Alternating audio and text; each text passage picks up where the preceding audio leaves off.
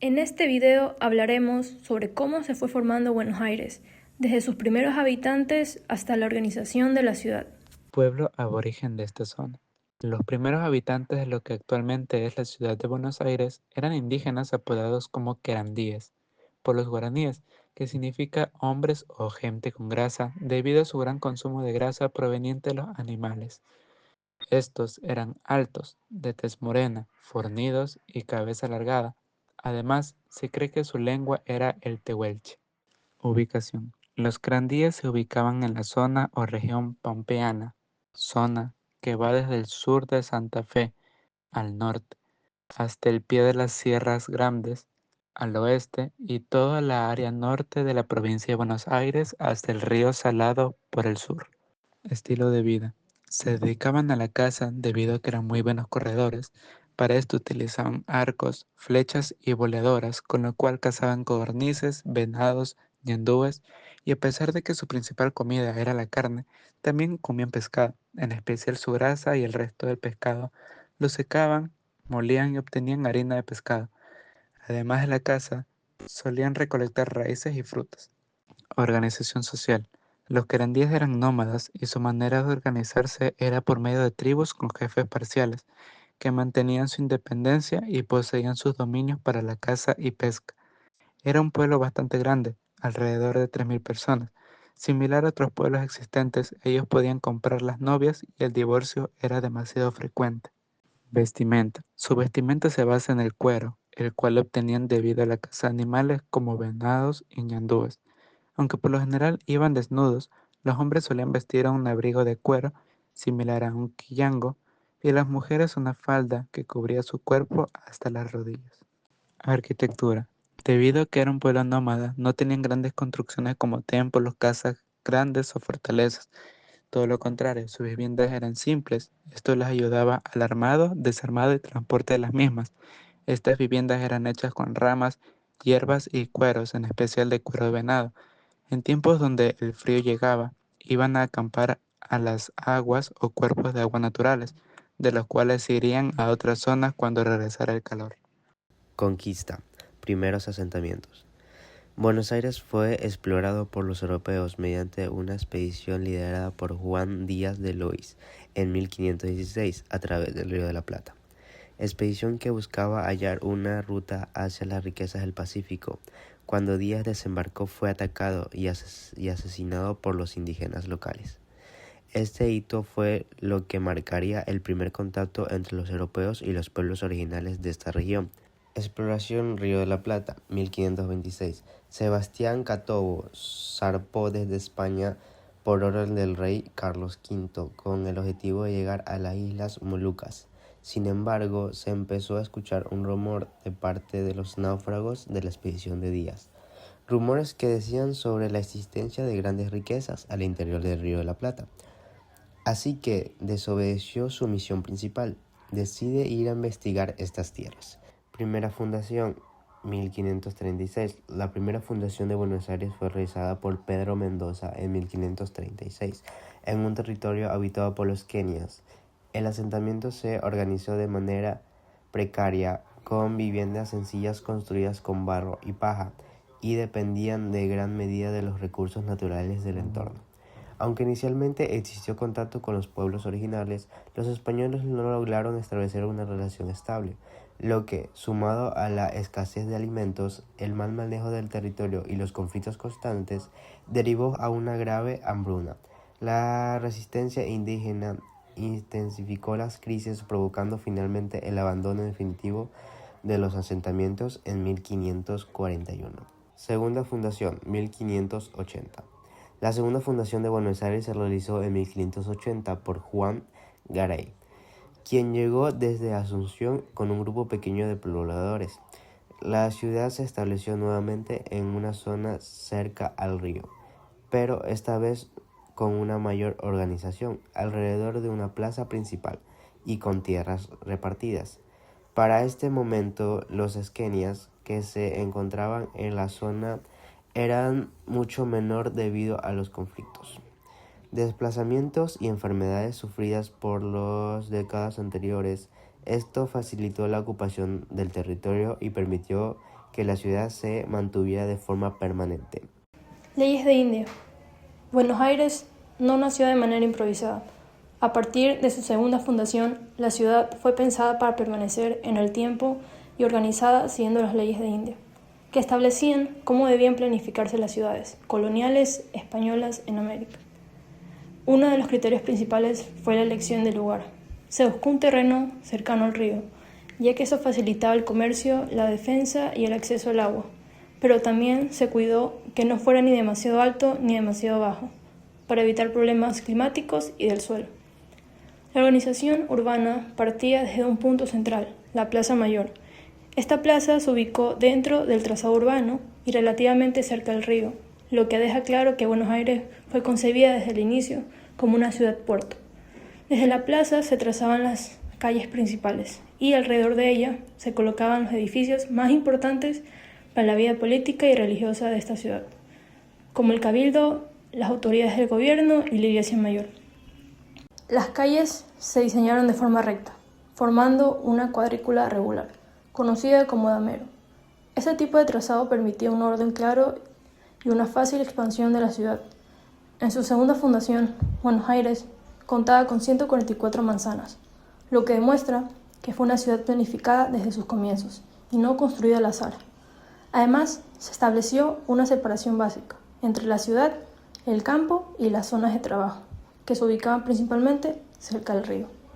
Los mapas antiguos, como el Plano de Buenos Aires de 1713, muestran claramente esta organización.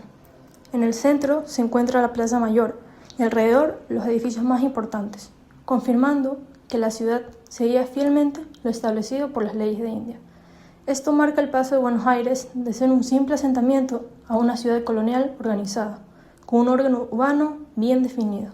Primeras edificaciones. Fuerte de Buenos Aires fue una de las primeras edificaciones elevadas tras la fundación definitiva de la ciudad en 1580. Construido en 1594, tuvo como función principal la defensa militar del asentamiento y el control del acceso desde el Río de la Plata, una vía estratégica para el comercio y la comunicación colonial. Inicialmente conocido como la Real Fortaleza de Don Juan Baltasar de Austria en el siglo XVII, pasó a llamarse Castillo de San Miguel. Su arquitectura corresponde a la tipología de la arquitectura militar renacentista española, caracterizada por priorizar la funcionalidad, el orden geométrico y el control del territorio, dejando al lado cualquier intención ornamental. La forma del fuerte estaba directamente determinada por su función defensiva. Primeras etapas. Fue construido simple y proporcional, realizada con materiales como tierra apisonada, adobe y madera. Contaba con muros perimetrales y sectores elevados para vigilancia y una disposición cerrada para facilitar el control del interior y el entorno. Con el paso del tiempo, estas estructuras se reforzaron e incorporaron baluartes, adaptándose a modelos europeos a las condiciones locales del suelo y del clima. Su ubicación urbana también fue clave, ya que se situó junto a la Plaza Mayor, siguiendo los criterios establecidos por las leyes indias. Esto permitió que el fuerte cumpliera con una doble función, defensiva y simbólica, representando el poder militar y político de la corona española. Durante los siglos XVII y XVIII, el fuerte amplió su uso y pasó a albergar las autoridades coloniales, convirtiéndose en sede administrativa y luego palacio virreinal. Aunque con el tiempo perdió su función militar, el sitio mantuvo su importancia como centro del poder político, consolidándose como una pieza fundamental en la organización urbana e historia de Buenos Aires. Antes de la llegada de los españoles, en el lugar donde hoy se encuentra la Iglesia Mayor no existía ningún edificio religioso ni urbano. En esa zona vivían los querandíes, un pueblo indígena que no construía casas fijas ni templos, sino viviendas simples y temporales hechas con ramas y cueros, ya que se movían de un lugar a otro según el clima y los alimentos. Por esta razón, el espacio no tenía calles ni plazas, solo era un territorio natural sin una organización definida. Cuando los españoles se establecieron de forma permanente, comenzaron a organizar el espacio siguiendo el modelo de ciudad colonial. Dentro de esta organización se decidió separar un lugar específico para la iglesia principal. Esta debió ubicarse junto a la Plaza Mayor, porque la plaza era el centro de la ciudad y alrededor de ella se colocaban los edificios más importantes, como la iglesia y las autoridades. Por eso, desde el inicio, el terreno de la iglesia mayor quedó frente a la plaza. La primera iglesia mayor fue una construcción muy simple.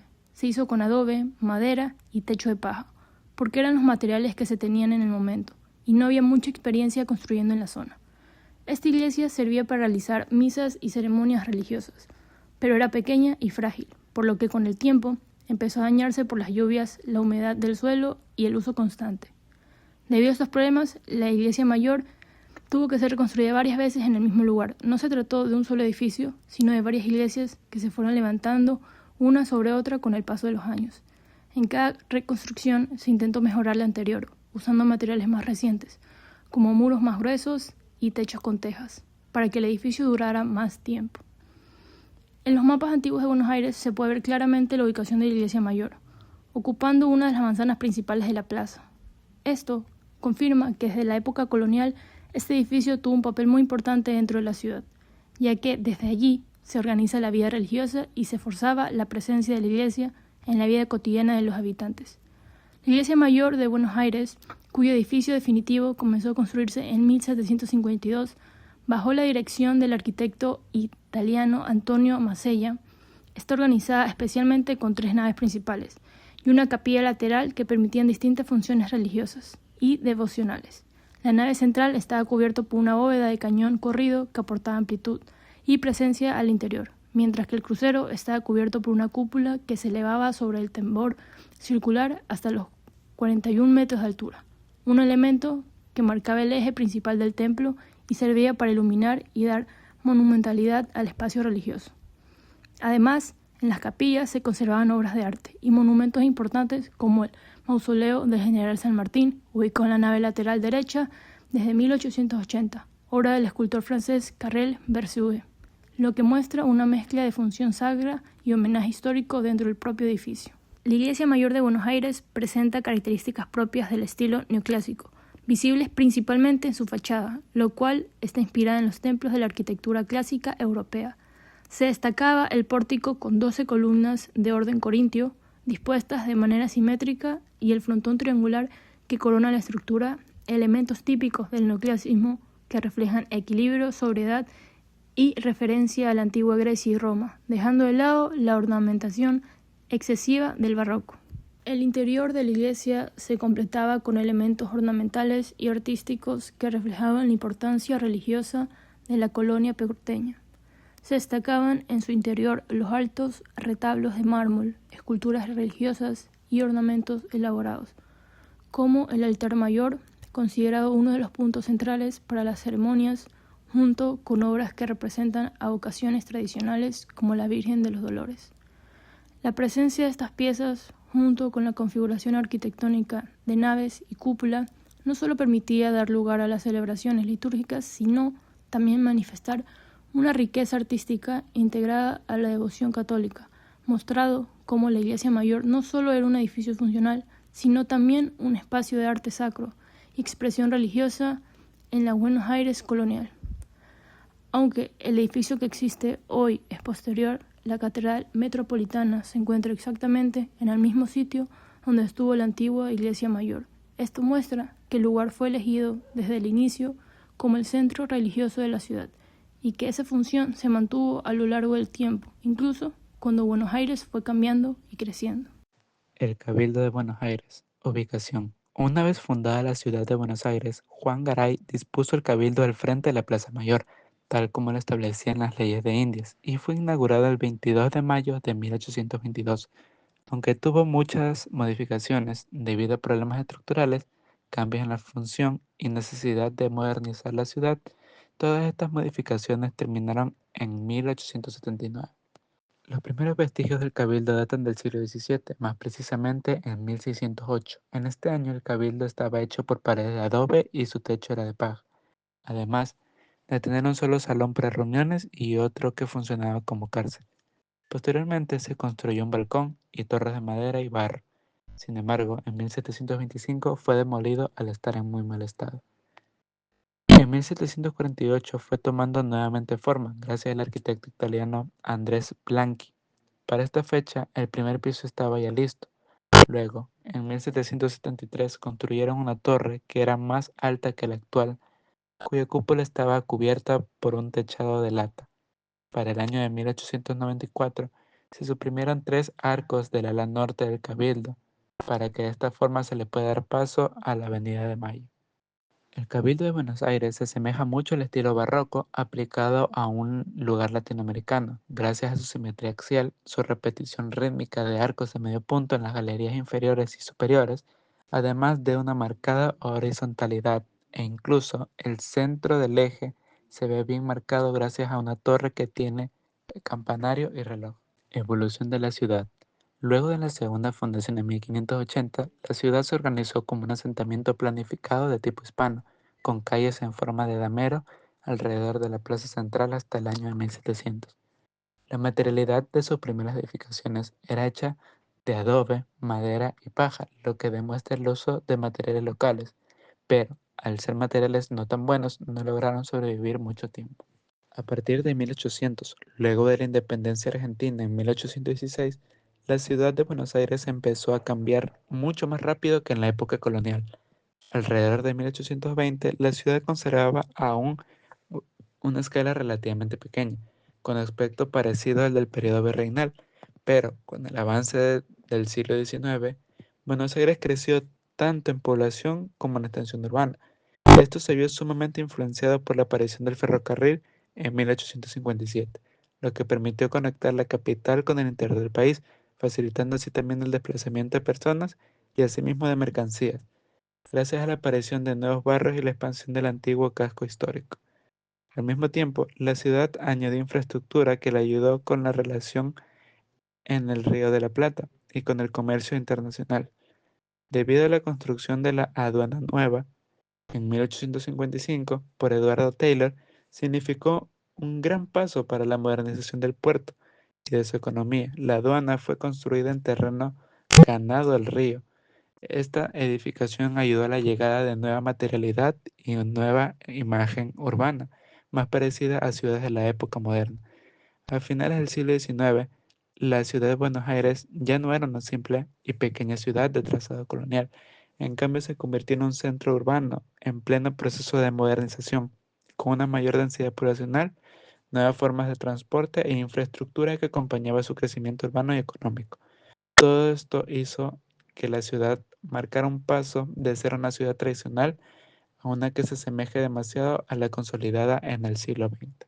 En conclusión, la ciudad de Buenos Aires ha pasado por un extenso periodo de cambios, desde los querandíes, los cuales eran nómadas y no tenían construcciones permanentes ni grandes ciudades, hasta la llegada de los españoles, que luego de 2 intentos de fundación lograron consolidar un modelo urbano bien organizado y planificado, con manzanas regulares, modelo el cual ayudó a tener una nueva forma de poder ocupar el espacio, lo que marcaría el inicio de lo que ahora se conoce como la ciudad de Buenos Aires.